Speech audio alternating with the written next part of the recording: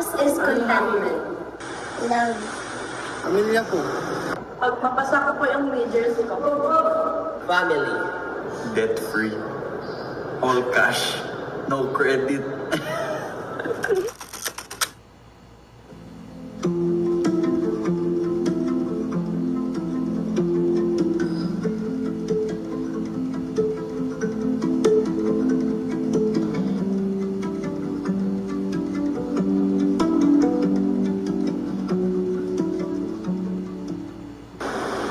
Ang pinakamalaking pagsubok is yung pag-umpisa talaga ng negosyo. Kasi syempre, decide ka kung ano ba yung business na gusto mong pasukin. Kamusta ba magiging response ng customers sa area, kung meron ba magiging customer sa area. And then, ano yung mga, or sino yung mga kompetisyon sa area. So, yun yung malaking pagsubok sa pag-umpisa ng isang negosyo.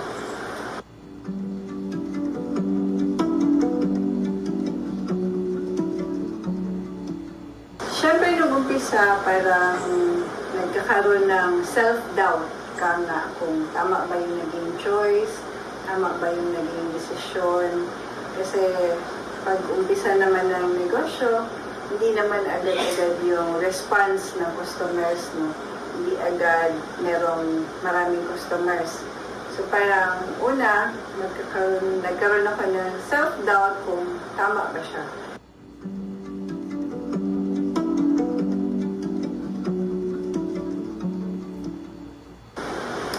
Importante na meron tayong paniniwala or paniniwala sa sarili natin. Dahil yun yung yun yung nag-fuel sa ating drive para mas pagsikapan pa natin. Kaya kailangan nandun yung paniniwala natin. Kasi ito yung pinaka-importante sa lahat. Dahil lahat naman is nag-uumpisa sa ating mga sarili, di ba? So kailangan nandun yung ating faith or na para mag-drive na mas sikapan natin yung ating ginagawa sa buhay.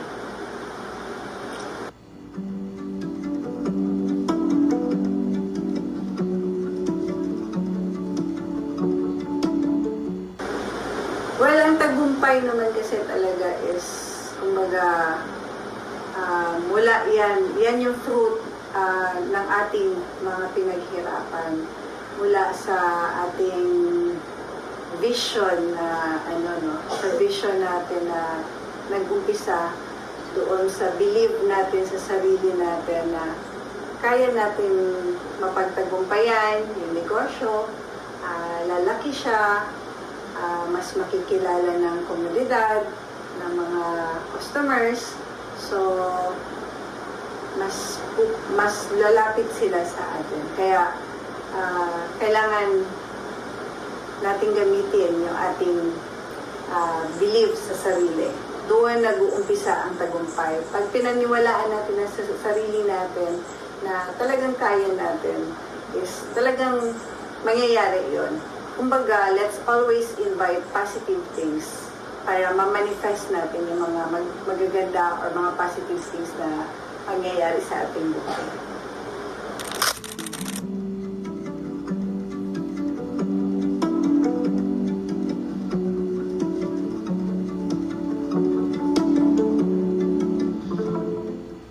Ng pananampalataya at tiyaga sa aking pagsisimba.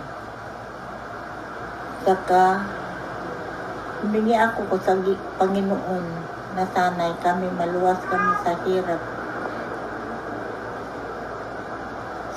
Sakop na ang aking mga anak at aking mga magulang para kami lumigayan na mabubuhay dito sa mundo.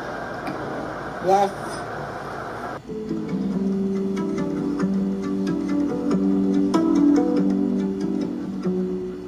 Sekreto ng isang pamilya sa pagtibay ng pagsubok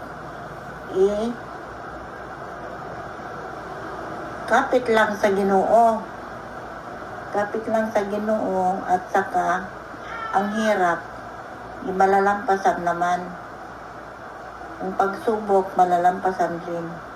Kaya kinaya ko lahat ng pagsubok sa akin para lang mapaunlad ko rin ang aking mga anak.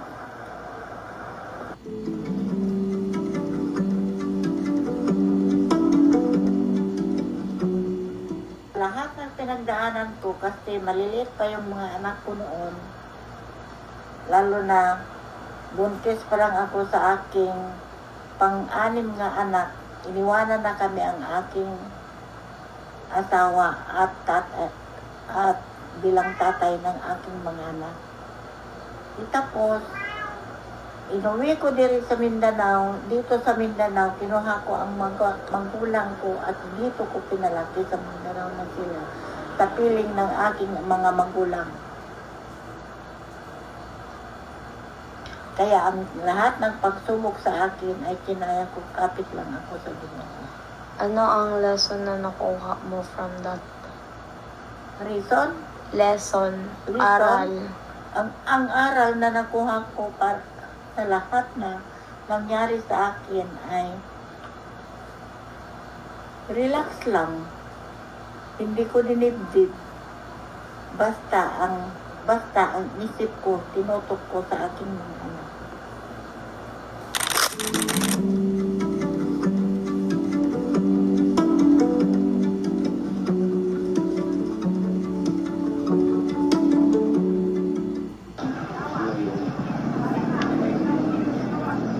Init tapos biglang umuulan tapos kailangan talaga mahirap ang buhay ngayon lalo na sa mga Pilipino.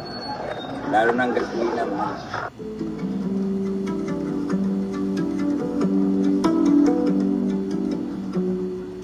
Siyempre, salig lang yun sa Ginoo, okay?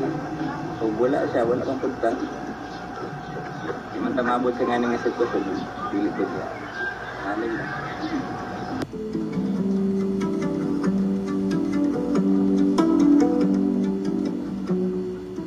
Siyempre, yan. Sa gamay nga butan, siyempre, ma-appreciate mo yun.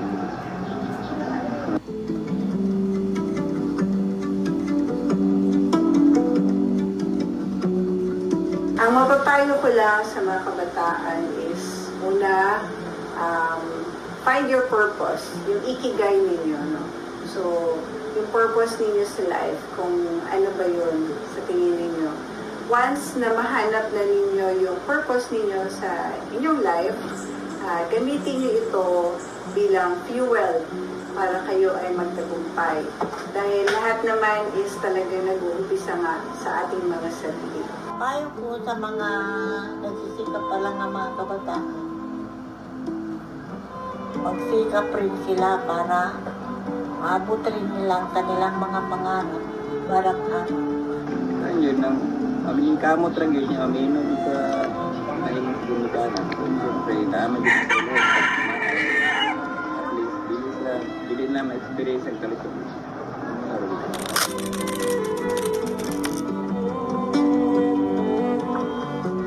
Through our short documentary entitled Celia, we discovered that happiness is not always about our personal achievements, but it is also about seeing the beauty and the strength of other people's lives. Seeing a grandmother's love, an entrepreneur's perseverance, and a jeepney driver's dedication reminded us that true joy comes from empathy, gratitude, and faith. This became our group's source of happiness, seeing life's light reflected in others. From our lessons, we learned that Jesus teaches a happiness rooted in love and service, not in comfort or success. As Matthew chapter 5 verse 3 says, "Blessed are the poor in spirit, for theirs is the kingdom of heaven." Like Jesus, we find joy and hope of others. To our teachers and classmates, we realize that happiness is not just feelings and recognized in Christ, presence in every life we encounter in every zodiac of humanity.